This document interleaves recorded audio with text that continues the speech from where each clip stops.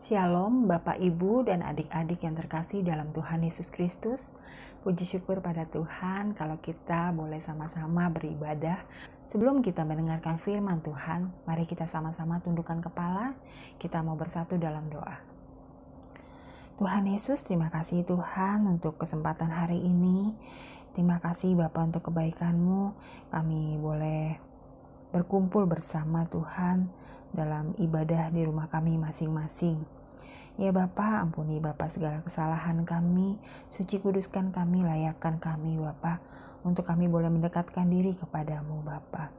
Tuhan, tolong hamba-Mu yang penuh dengan keterbatasan ini Bapa, untuk menyampaikan kebenaran firman-Mu. Ya Bapa, berbicaralah kepada kami Tuhan, kami siap untuk mendengarkan suara-Mu. Terima kasih Tuhan, terpujilah nama-Mu. Dalam nama Tuhan Yesus kami berdoa. Amin.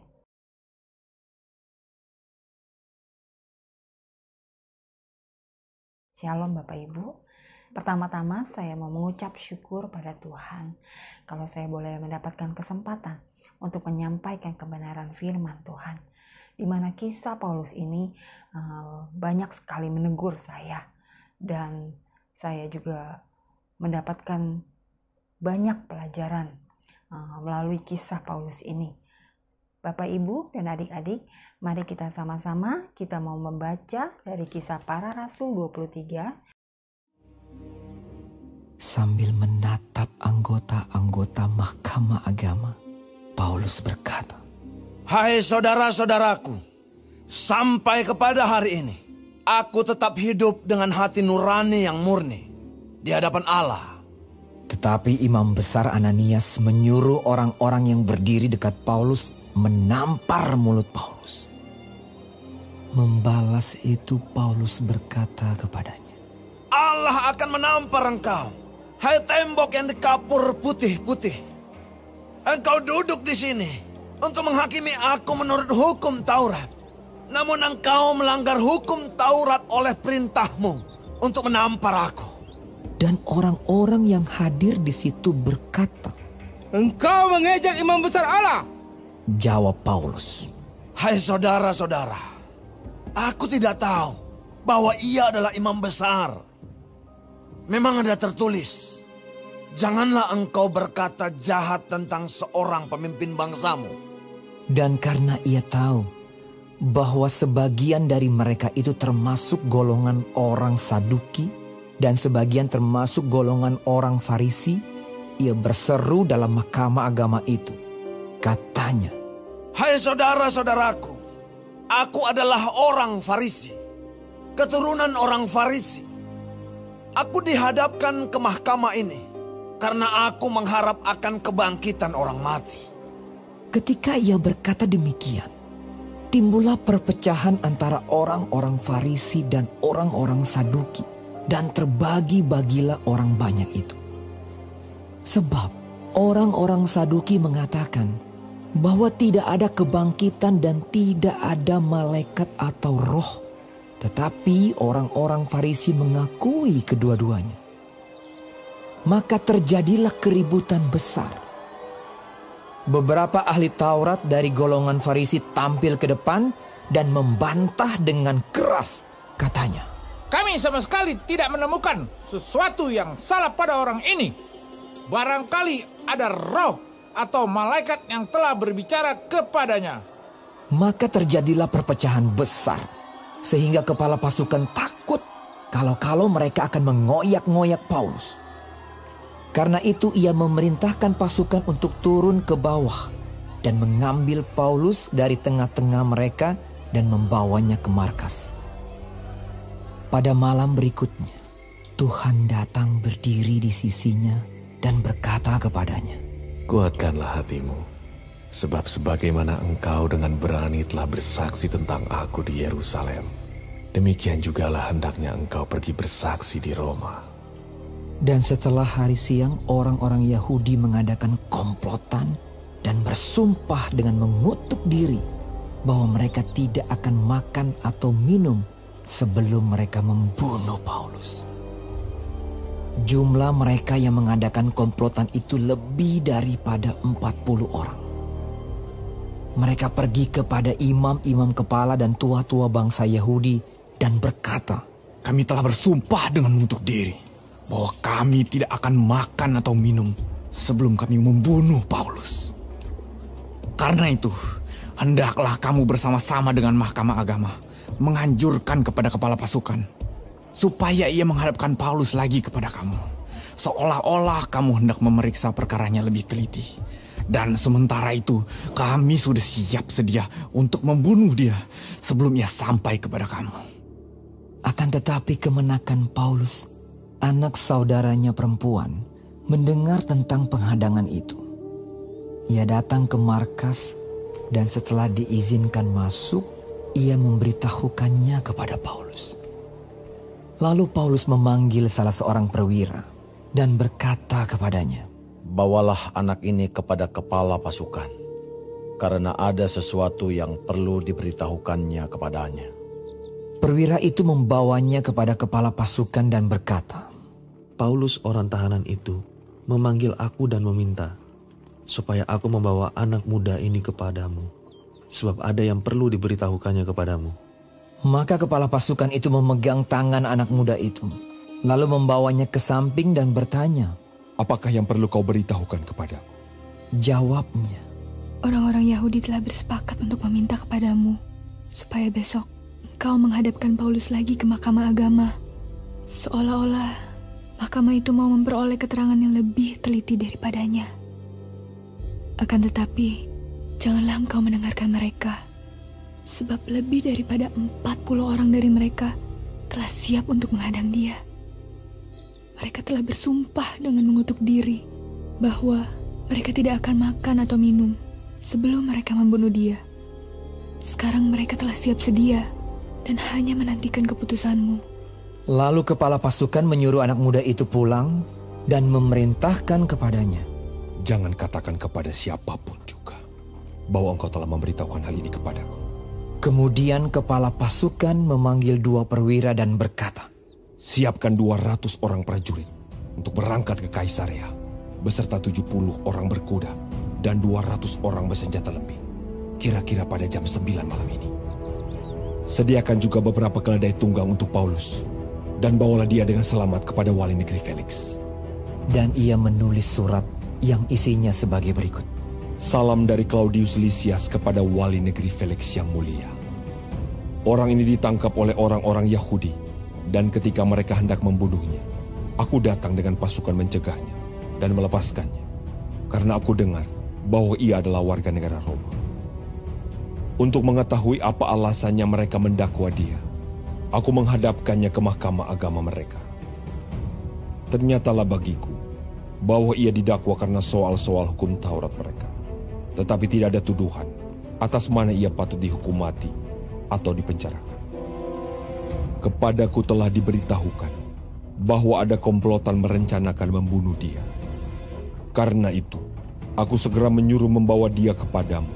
Sedang kepada para pendakwa telah kuberitahukan bahwa mereka harus mengajukan perkara itu kepadamu." Lalu prajurit-prajurit itu mengambil Paulus sesuai dengan yang diperintahkan kepada mereka dan membawanya pada waktu malam ke Antipatris.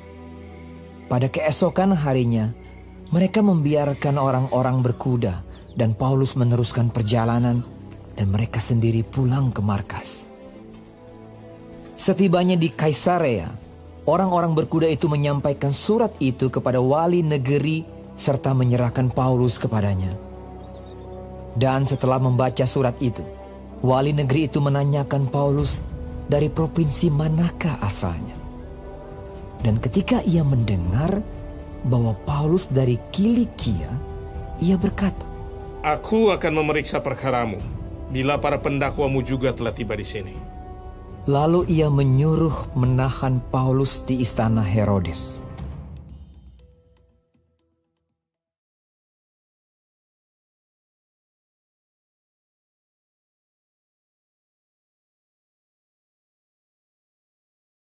Kepala pasukan ingin meneliti, ingin mengetahui dengan lanjut kenapa sih orang-orang Yahudi itu menuduh Paulus.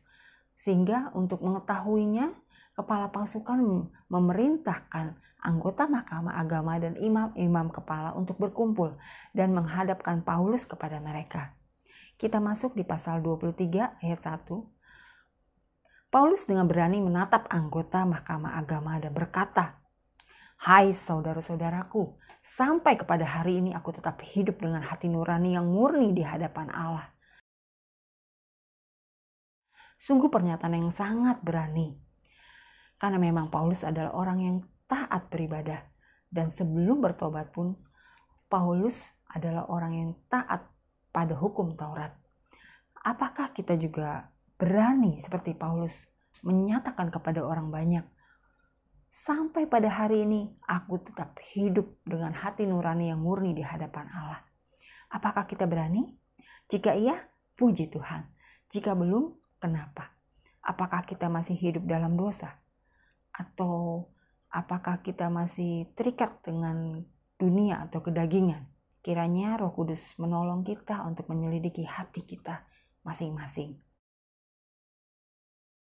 Mendengar pernyataan Paulus, Imam Besar Ananias menyuruh orang untuk menampar mulut Paulus.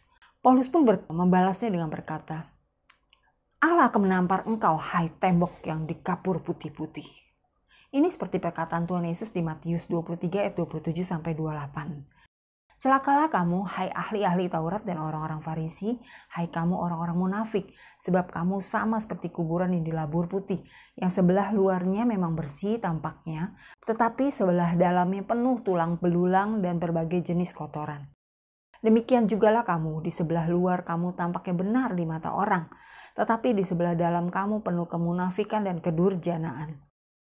Banyak orang mengaku orang Kristen, pelayanan, suka memberi, dan lain-lain. Namun hidupnya tetap saja berbuat dosa. Inilah yang namanya kemunafikan. Saat kita mau berbuat baik, baiklah kita mengoreksi apa yang menjadi motivasi kita. Apakah untuk memuliakan Tuhan, atau jangan-jangan hanya untuk memuliakan diri sendiri. Orang yang paling tahu sifat asli kita adalah keluarga kita sendiri. Kiranya hidup kita tidak seperti yang Tuhan Yesus katakan. Kubur yang dilabur putih, yang sebelah luarnya memang bersih tampaknya, tetapi sebelah dalamnya penuh tulang belulang dan berbagai jenis kotoran. Kiranya Tuhan menolong kita. Di ayat 3 tadi dikatakan, "Allah akan menampar engkau, hai tembok yang dikapur-kapur putih. Engkau duduk di sini untuk menghakimi aku menurut hukum Taurat, namun engkau melanggar hukum Taurat oleh perintahmu untuk menampar aku." Paulus mengatakan ini kepada si imam kepala. Namun ada orang yang menyahut, "Engkau telah mengejek imam besar Allah." Paulus tidak tahu sama sekali bahwa orang itu adalah imam besar. Paulus tidak menyebutkan imam besar Allah gitu, tetapi Paulus hanya menyebutkan imam besar. Dan Paulus pun tetap meluruskan bahwa janganlah engkau berkata jahat tentang seorang pemimpin bangsamu.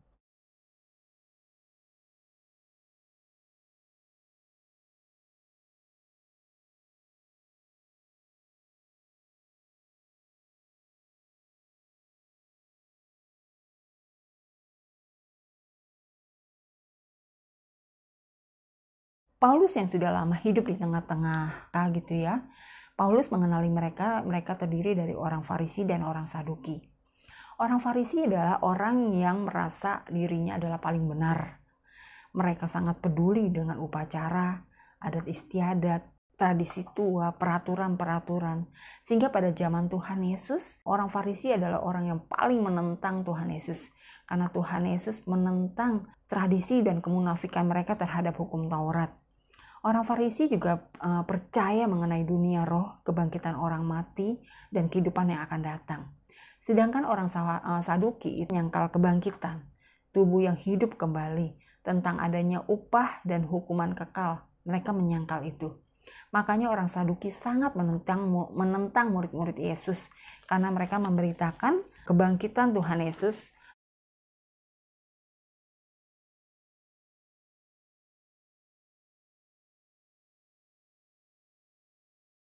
Seperti di Matius 10 ayat 16. "Lihat, aku mengutus kamu seperti domba ke tengah-tengah serigala. Sebab itu hendaklah kamu cerdik seperti ular dan tulus seperti merpati."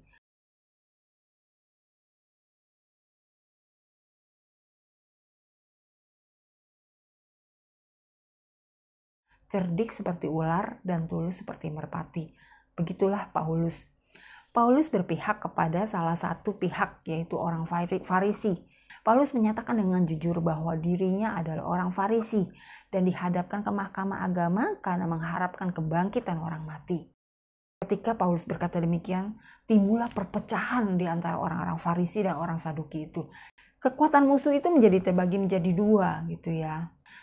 Ada yang membela Paulus dengan berkata, kami sama sekali tidak menemukan sesuatu yang salah pada orang ini. Barangkali ada roh atau malaikat yang telah berbicara kepadanya. Paulus yang ada di tengah-tengah mereka gitu yang sedang ribut. Paulus mungkin ditarik sana, ditarik sini, didorong sana, dorong sini. Tapi puji Tuhan, kepala pasukan sigap, dia segera memerintahkan pasukan untuk mengambil Paulus dan membawanya kembali ke markas.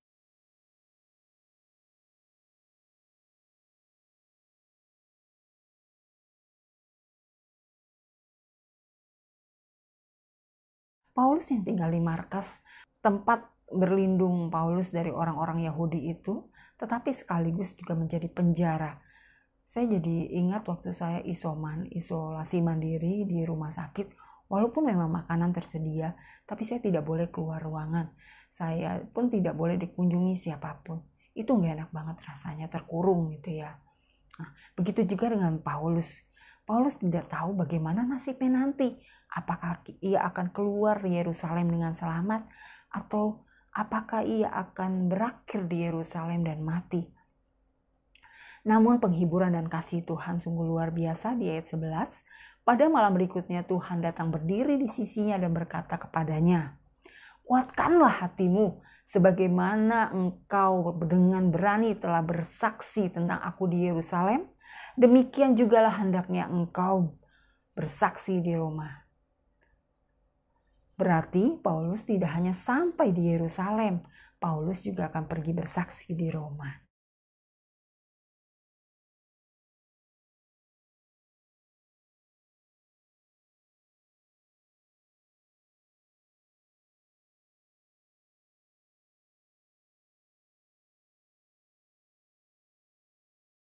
Kita masuk ke perikop 2. Komplotan orang-orang Yahudi. Kita akan membaca ayat 12 sampai dengan 15.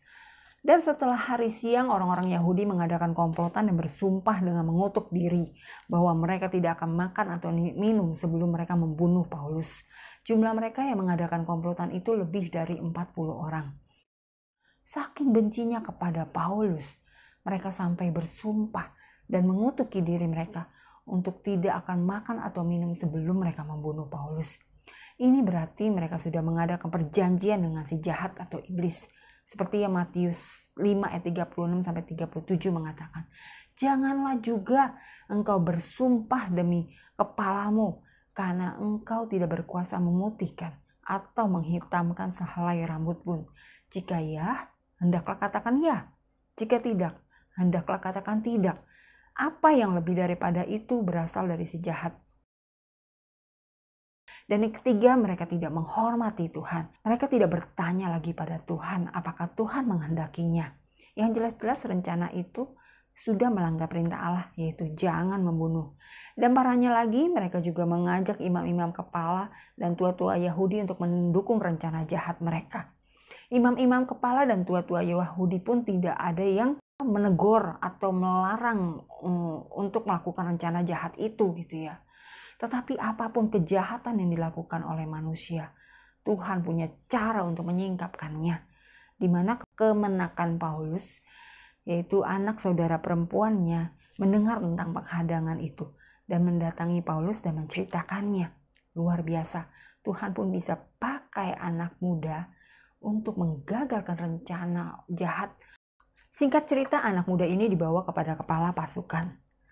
Saya suka dengan sikap kepala pasukan ini di ayat 19. Maka kepala pasukan itu memegang tangan anak itu, lalu membawanya ke samping dan bertanya, apakah yang perlu kau beritahukan kepadaku? Kepala pasukan ini memiliki sifat yang rendah hati. Dia memperlakukan anak yang muda ini dengan ramah, bahkan seperti seorang ayah kepada anaknya. Kepala pasukan mendengar informasi ini, dia segera melakukan pengamanan pada Paulus dengan memindahkan Paulus ke Kaisarea. Dan untuk keamanan Paulus, si kepala pasukan ini memerintahkan 2 perwiranya untuk menyiapkan 200 orang prajurit, 70 orang berkuda, 200 orang bersenjata lembing, dan beberapa ekor keledai tunggang untuk Paulus. Dan pesan yang paling penting adalah bawalah Paulus dengan selamat sampai kepada wali negeri Felix. Kepala pasukan pun tahu bahwa Paulus itu tidak bersalah. Di mana kita tahunya? Kita lihat di ayat 29 sampai 30.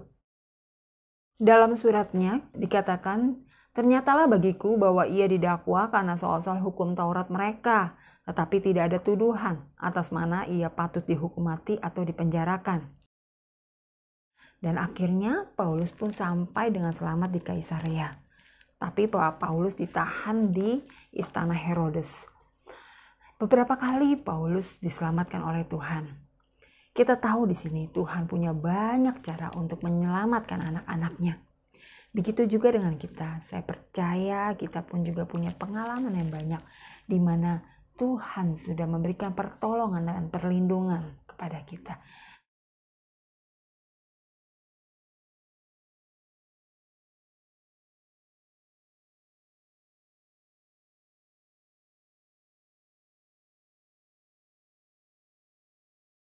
Apa yang kita pelajari dari kisah Paulus ini? 1. Paulus yang hidup dengan hati nurani yang murni di hadapan Allah nyatanya dibenci oleh tua-tua Yahudi, ahli-ahli Taurat, para imam kepala. Dan memang Tuhan Yesus sudah mengatakannya di Yohanes 15 ayat 18 sampai 19. "Jikalau dunia membenci kamu, ingatlah bahwa ia telah lebih dahulu membenci aku daripada kamu. Sekiranya kamu dari dunia, tentulah dunia mengasihi kamu sebagai miliknya. Tetapi karena kamu bukan dari dunia, melainkan aku telah memilih kamu dari dunia, sebab itulah dunia membenci kamu." Dan yang kedua adalah kita belajar dari ketaatan Paulus dan berani bayar harga. Kita bisa lihat perkataan Paulus di Kisah Para Rasul 20 ayat 24, "Tetapi aku tidak menghiraukan nyawaku sedikit pun, asal saja aku dapat mencapai garis akhir dan menyelesaikan pelayanan yang ditugaskan oleh Tuhan Yesus kepadaku untuk memberi kesaksian tentang Injil kasih karunia Allah." Paulus tahu dan sadar betul bahwa dirinya adalah bukan miliknya lagi, tetapi adalah milik Kristus. Karena ia telah ditebus dan telah dibayar dengan harga yang mahal. Seperti di 1 Korintus 6 ayat 20, "Sebab kamu," yaitu kita, "telah dibeli dan harganya telah lunas dibayar. Karena itu muliakanlah Allah dengan tubuhmu." Hidupnya Paulus ia sungguh persembahkan kepada Tuhan secara total. Bagaimana dengan kita? Mungkin panggilan kita bukan seperti Paulus seorang misionaris. Tetapi setiap kita mendapat tugas amanat agung, yaitu jadikanlah semua bangsa muridku. Itu ada di Matius 28 ayat 19. Pertanyaannya, apakah kita sudah taat dan berani bayar harga? Contoh misalnya hal yang paling simpel. Pada saat mungkin kita pulang kerja dalam keadaan lelah, apakah kita masih punya kesempatan untuk bersekutu dengan Tuhan? Apakah kita masih punya kesempatan untuk membaca firman-Nya, membacakan firman kepada anak-anak, tetap melakukan mesbah keluarga? Apakah kita juga punya kerinduan untuk menjangkau jiwa-jiwa yang belum mengenal Tuhan Yesus? Walaupun kita mungkin pernah gagal dan kita belum sempurna, percayalah dengan pimpinan Roh Tuhan, kita akan dimampukan untuk menjadi saksi Tuhan. 中央有令，必须彻底取缔宗教，尤其是全能神教会，一日不取缔，一日不收兵。听明白了吗？明白。行动。是。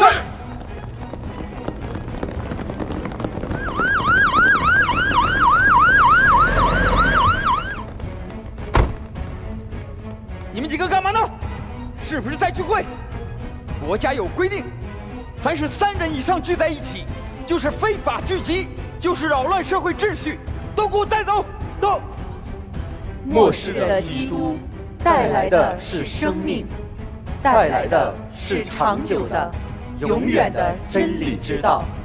这真理就是人得着生命的途径，是人认识神、被神称许的唯一途径。老别动！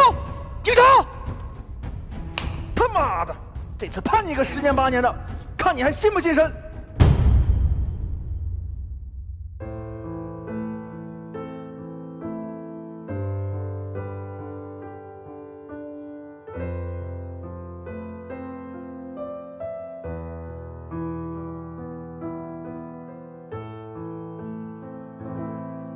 或许有一天，我被中共抓捕迫害，这是唯一受逼迫，我心清楚明白。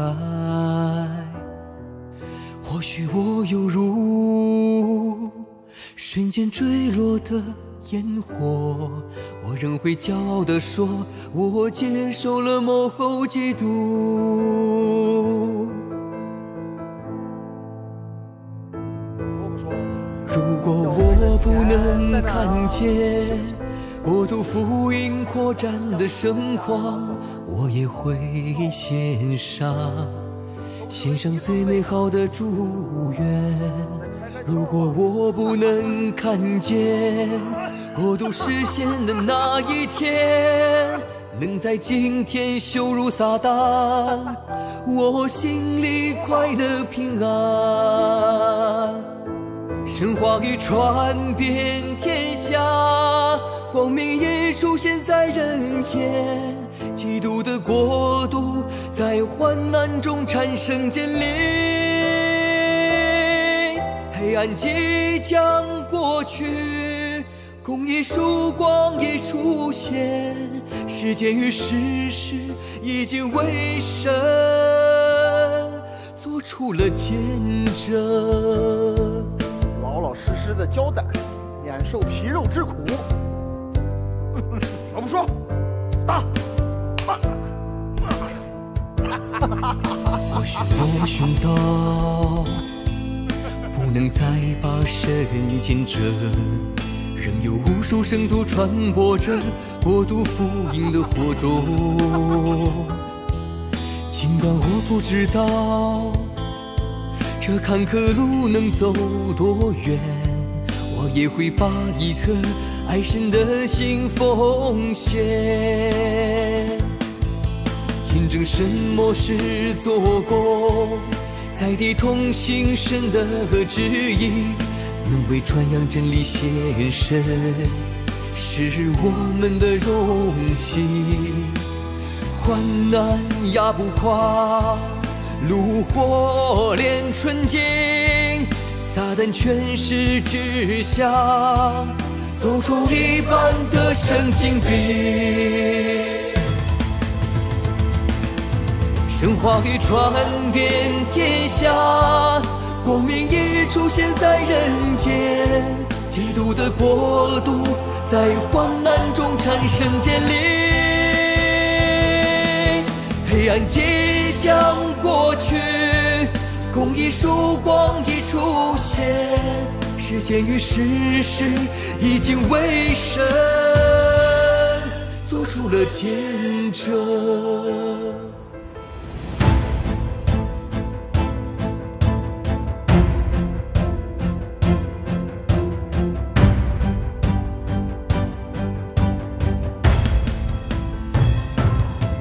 神话语传遍天下，光明已出现在人间，基督的国度在患难中产生建立，黑暗即将过去，公义曙光已出现，世界与世事已经为神做出了见证。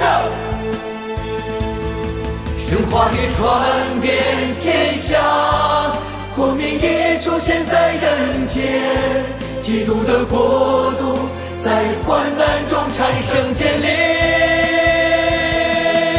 黑暗即将过你曙光已出现，时间与事实已经为神做出了见证，世界与事实已经为神做出了见证。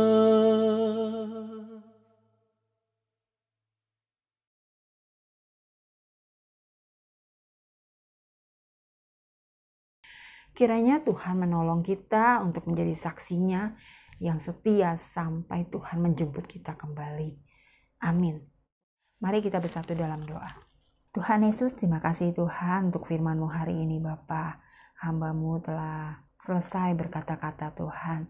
Tapi kami percaya firman-Mu yang hidup mampu untuk menolong kami, untuk meluruskan kami, menegur kami, menuntun kami ke jalan yang benar.